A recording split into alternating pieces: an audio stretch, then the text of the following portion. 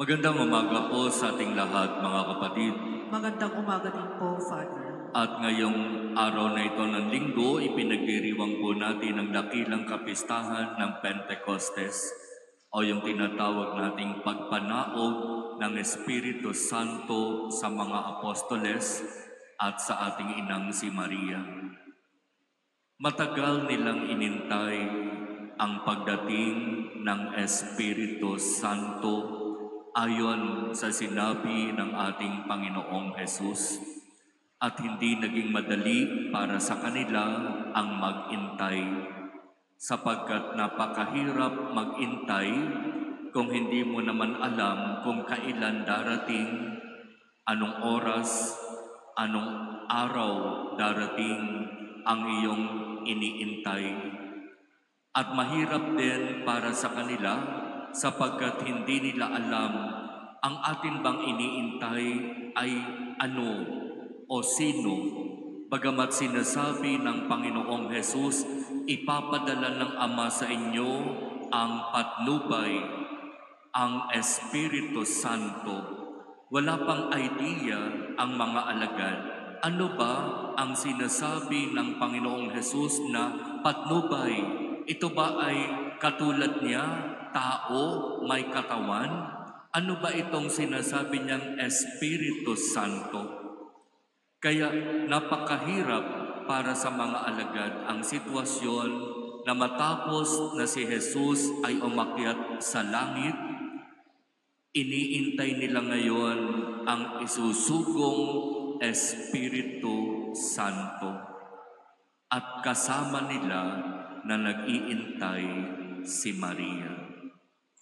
Kung babalikan natin ang kwento ng buhay ng ating inang si Maria, unang pagkakataon siya ay napuspos ng Espiritu Santo noong maibalita ng Anghel Gabriel sa kanya ang magandang balita na siya ay maglilihi sa pamamagitan ng kapangyarihan ng Espiritu Santo at manganganak ng isang lalaki at ito'y tatawagin niyang Emmanuel. Ibig sabihin, kasama natin ang Diyos, nasa piling natin ang Diyos. Yun yung unang pagdating ng Espiritu Santo kay Maria. At ang pagdating na ito ay nangangahulugan na siya ang maging tahanan ng Espiritu Santo na sa loob ng 9 na buwan mananatili sa kanyang sinapupunan ang bunga ng pag-ibig na ito ng Diyos na walang iba kung hindi ang ating Panginoon. Kaya sa pangalawang pagkakataon, kasama ng mga alagad, nandoroon muli ang ating inang si Maria. At sila'y tahimik at may pananampalatayang nag-iintay sa pagdating ng Espiritu Santo. Kung sa unang pagdating sa ating inang si Maria ng Espiritu Santo, siya ay naglihi at nanganak ng isang sanggol na lalaki. Sa ikalawang pagdating ng Espiritu Santo sa ating inang si Maria, siya ngayon katulad ng mga alagad ay magpapahayag ng mabuting balita, hindi lamang sa pamamagitan ng kanyang salita, kundi sa kanyang gawa. Kaya maganda rin na isipin nating mabuti ang pinagkalooban ng Diyos ng responsibilidad na ipahayag ang mabuting balita ay hindi lamang ang mga alagad. Kasama rin sa tumanggap ng Espiritu Santo noong Pentecostes upang mabigyang lakas na ipahayag ang mabuting balita ay ang ating inang si Maria. sa kanyang kababaan, sa kanyang tahimik na pamamaraan, sa kanyang simpleng pamamaraan, ipinahayag niya ang mabuting balita. Bilang ina, ginampanan niya ang kanyang responsibilidad para sa ating lahat na kanyang mga anak. At papaano ito ginampanan ng ating inang si Maria? Na kahit siya ay iniakyat na sa langit at nandoroon na sa piling ng Ama, nagpapatuloy pa rin siya sa kanyang makainang misyon at responsibilidad.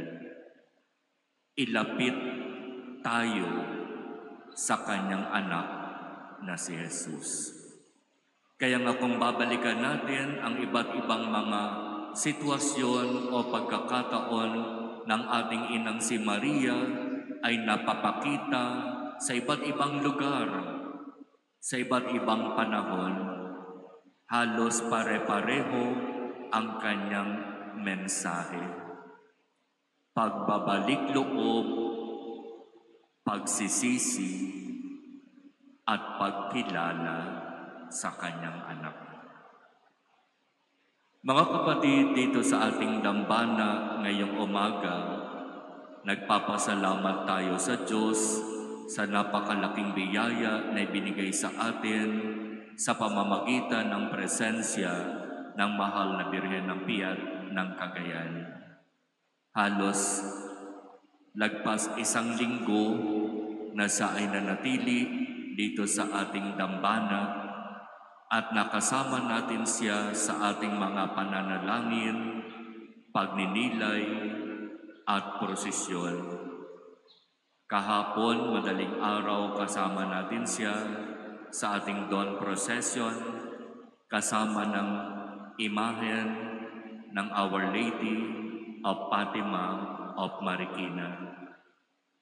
Kagabi sa ating Pentecost procession, kasama natin siya bilang Birhen ng Pentecostes. Meron lang para bang pagninilay doon sa naranasan ng mga sumama sa prosesyon kagabi. At nabalikan din yung ibang mga karanasan ng pagpoprosesyon tuwing Pentecostes dito sa ating dambana. Sinasabi ng mga nakaranas ng prosesyon ng Pentecostes ng mga nakaraang taon hanggang kagabi, bakit kapag nagsimula na ang prosesyon ng Pentecostes, umuulan? At bakit kapag pumasok na ang prosesyon dito sa patio at tapos na ang prosesyon, tumitigil ang ulan? Nagkataon lamang ba yun? Ang pinakamatinding pagbuhos ng ulan sa paglabas ng prosesyon ng Pentecostes ay noong unang taon na ginawa itong prosesyon na ito. Talagang buhos ang malakas na ulan na nag-decide ang pamunuan na i-shortcut yung ruta ng prosesyon. Pero pagpasok sa patio, tumigil ang malakas na ulan. Kagabi, habang nagbe-bless ng mga images na sasama sa prosesyon, walang ulan. Nung nagsimula ng lumakad para sa prosesyon, nagsimula ng umulan. Nung babalik na dito sa patio sa simbahan, wala nang ulan. At binalikan ko, sa pagdating ng Espiritu Santo, ano-ano ba yung kanyang manifestations? Kapag linggo ng Pentecostes, ang ating ipinapahayag ng mga pagbasa ay tungkol sa karanasan ng mga alagad. Malakas na hangin, parang mga may dilang apoy. Yon ang simbolo ng Espiritu Santo. Malakas na hangin, parang mga dilang apoy na lumapag sa ulo ng mga apostol at ng ating inang si Maria. Pero meron pang ibang manifestation ang banal na Espiritu. Nung si Jesus ay binyagan sa ilog Jordan, binuhusan siya ng tubig, inilubog siya sa tubig, at pagkatapos nun, may tinig na nagsabi, "Ito ang pinakamamahal kong anak, pakinggan ninyo siya."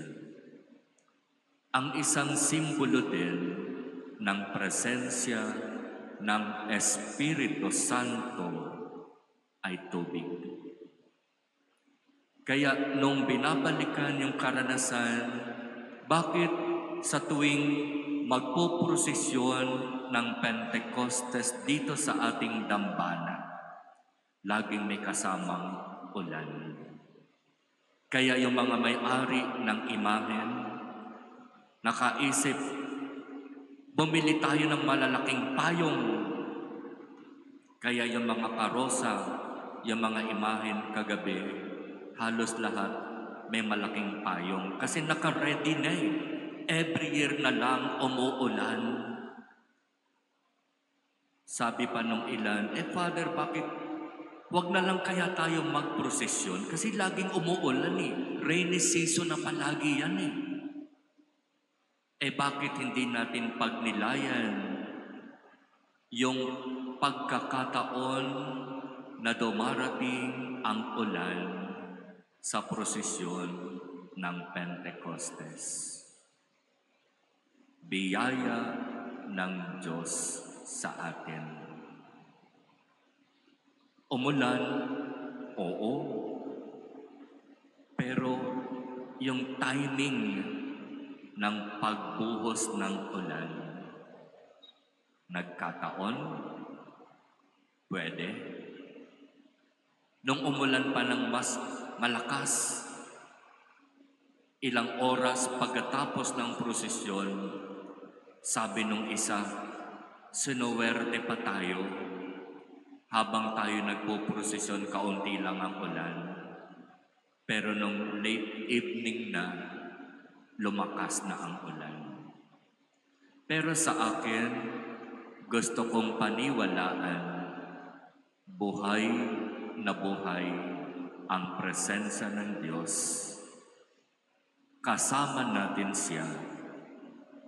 Ibinuhos niya ang ulan na sumisimbolo sa Espiritu Santo. At kasama natin ang inang si Maria. Kaya salamat sa biyayang ito, salamat sa karanasan na ito. Pagkatapos ng misa, ihahatid na ang imahen ng mahal na Birhen ng Piat sa Cagayan.